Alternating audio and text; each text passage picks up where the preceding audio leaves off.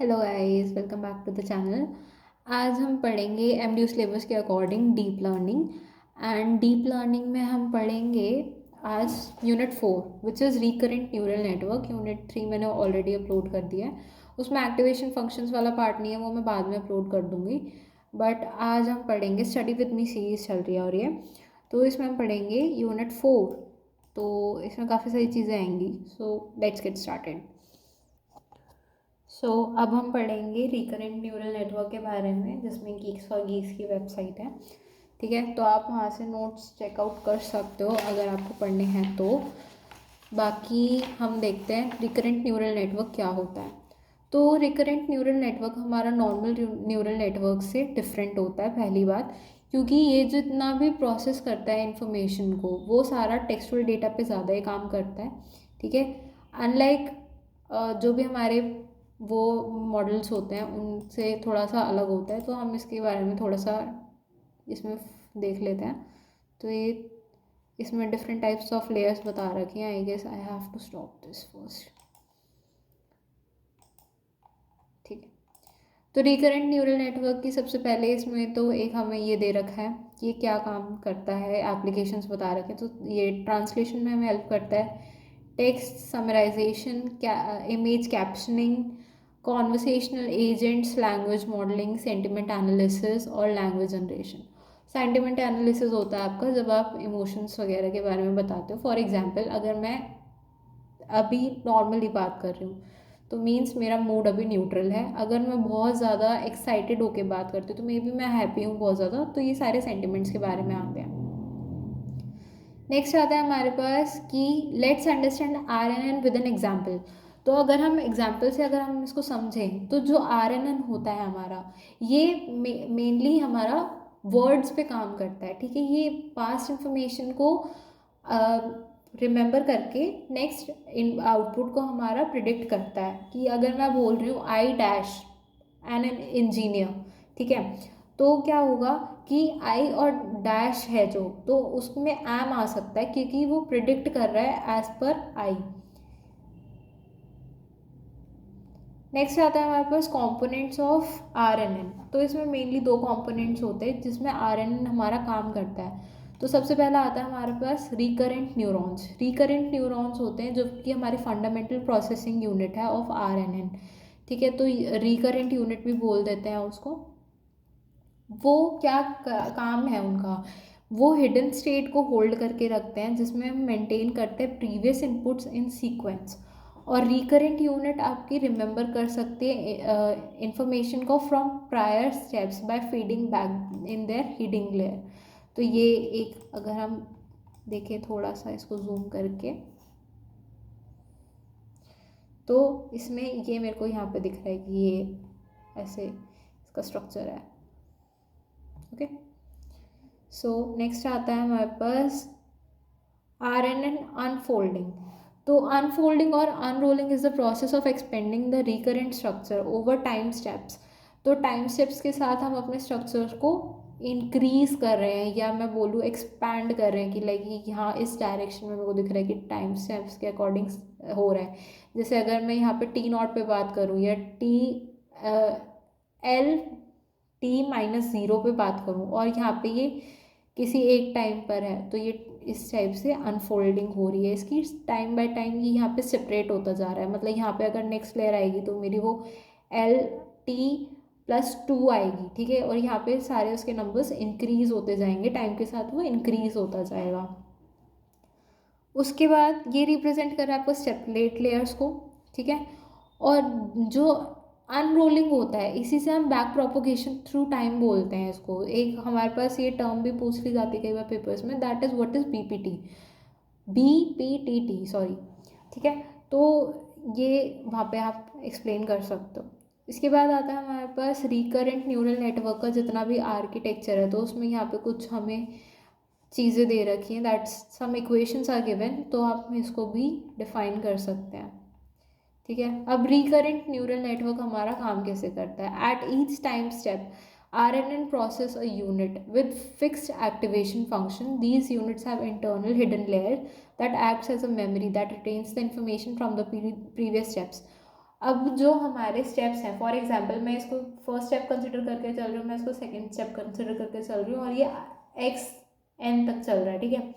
तो इसमें क्या होगा, जो हमारा S1 या ये वाला हमारा जो सेल है, वो इस वाले सेल की, x0 वाले सेल की हमारी इंफॉर्मेशन को रिटेन करेगा after moving to this part, ठीक है। अब इसमें क्या होता है कि जो हमारा अपडेशन चलता रहता है, तो हम उसको इस तरह से अपडेट करते हैं। एक्टिवेशन फंक्शंस की जो एप्लीकेशंस है वो ये रहती है, जिसमें हम tanH फंक्शन का यूज़ किया हुआ है, ठीक है। फिर आता है बैक प्रोपोगेशन थ्रू टाइम, उसको थोड़ा सा और एक्सप्लेन कर रखा है। Since RNN process sequential data, back propagation through time is use to update the network's parameters. The loss function L theta depends on the final state H3 and the hidden state relies on the preceding ones, forming a sequential dependency chain। तो एक chain like structure इसमें रहेगा, जिसमें ये हमारा L theta है, that is a loss function, ठीक है। यहाँ पे बहुत ज़्यादा ये है। अब हम पढ़ेंगे इसमें types of recurrent neural networks.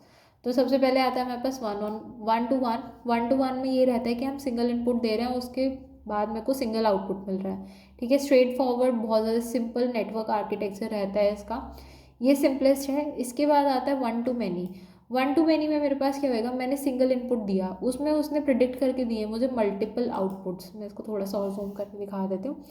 Like मैंने सिंगल इनपुट दिया है और उसके बाद मेरे को मल्टीपल आउटपुट्स मिल रहे हैं, तो इसलिए इसको वन टू मैनी बोलते हैं, ठीक है। जिसमें हमारे पास एक सीक्वेंस ऑफ प्रोडिक्शन हमें दिए जा रहा है, या आउटपुट्स हमारे पास बहुत ज़्यादा जनरेट हो रहे हैं while giving one single input. उसके बाद आता है हमारे पास वन टू मैनी में मैनी टू वन है, जिसमें हमारे पास अपोजिट है कि मैंने मल्टीपल इनपुट्स दिए और उन सारे इनपुट्स पे काम करके वो मुझे एक सिंगल आउटपुट जनरेट करके दे रहा है, ठीक है। फिर हमारे पास नेक्स्ट आता है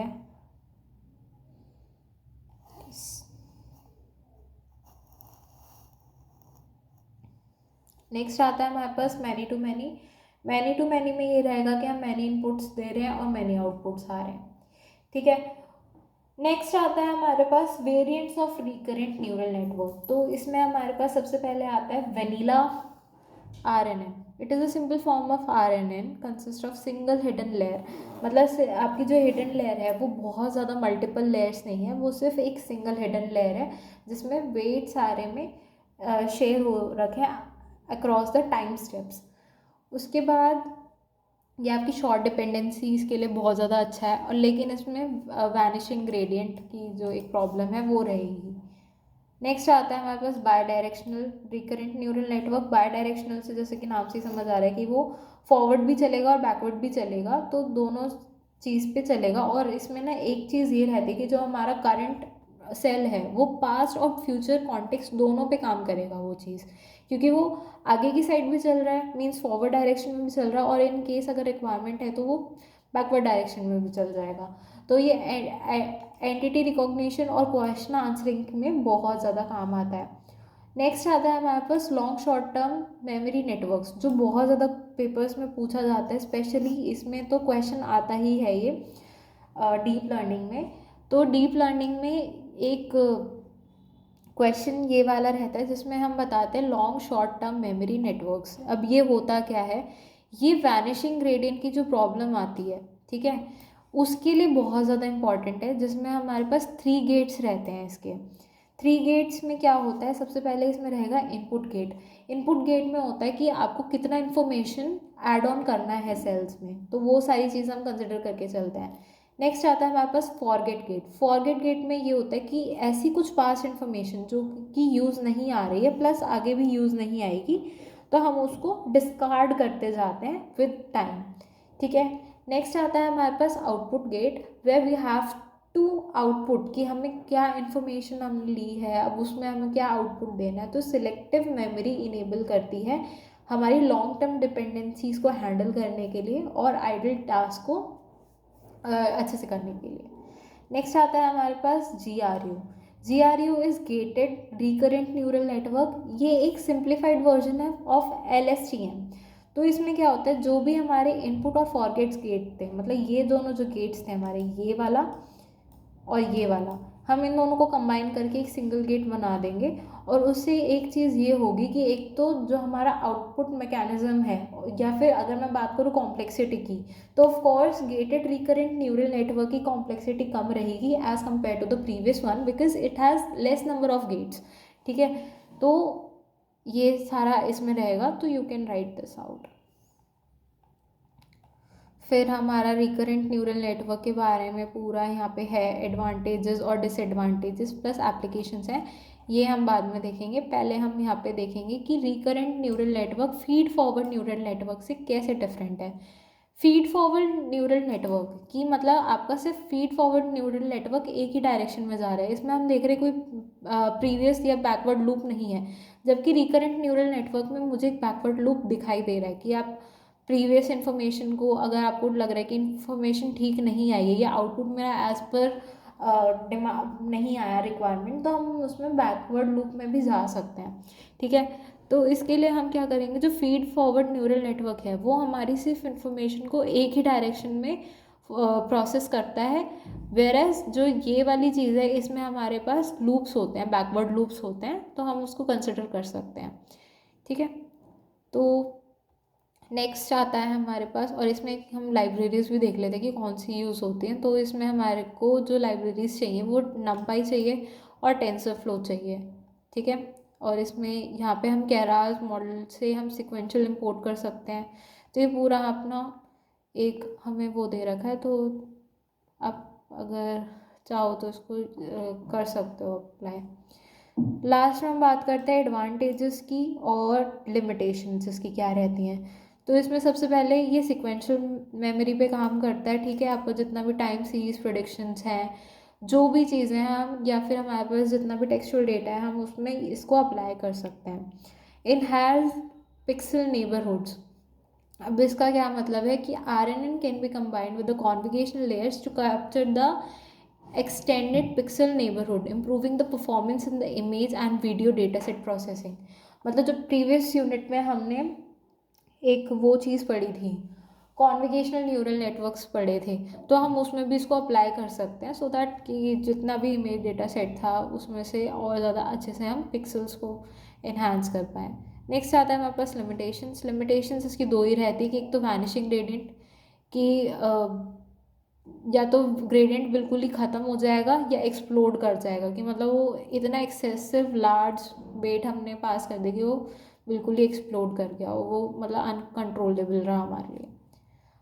लास्ट आते हैं हमारे पास एप्लीकेशंस हम इसमें टाइम सीरीज प्रिडिक्शंस के लिए इसको यूज़ कर सकते हैं, जिसमें स्टॉक मार्केट की प्रिडिक्शंस हो गई या वेदर फोरकास्टिंग हो गया, हम उसके लिए यूज़ कर सकते हैं इसको। फिर आता है हमारे पास नेचुरल लैंग्वेज प्रोसेसिंग के लिए हम इसको यूज़ कर सकते हैं, जिसमें हम language model, sentiment analysis, machine translation, इन सब के लिए हम इसको यूज़ कर सकते हैं। स्पीच रिकॉग्निशन के लिए आप यूज़ कर सकते हो, प्लस इमेज या वीडियो प्रोसेसिंग के लिए हम यूज़ कर सकते हैं to analyse the video sequences, facial expressions, gestures, इन सब के लिए हम यूज़ कर सकते हैं। सो आई गेस हमने ऑलमोस्ट यूनिट सारी कवर कर ली है, एंड स्टिल मैं चेक कर लेती हूँ एक बारी, अगर मेरे को लग रहा है कि कुछ रह गया है तो I will be covering all that portion. इसमें हमारा सिर्फ एक चीज़ रह गई है, एनकोडर्स और डिकोडर्स के बारे में, सो वो हम बाद में देखेंगे। And this was all about the video. Thanks for watching, और अपने फ्रेंड्स के साथ लाइक शेयर सब्सक्राइब कर देना, और आप प्लेलिस्ट चेक कर सकते हो, उसमें मैंने और भी सारे सब्जेक्ट्स हम कवर कर रहे हैं। तो थैंक्स फॉर वॉचिंग।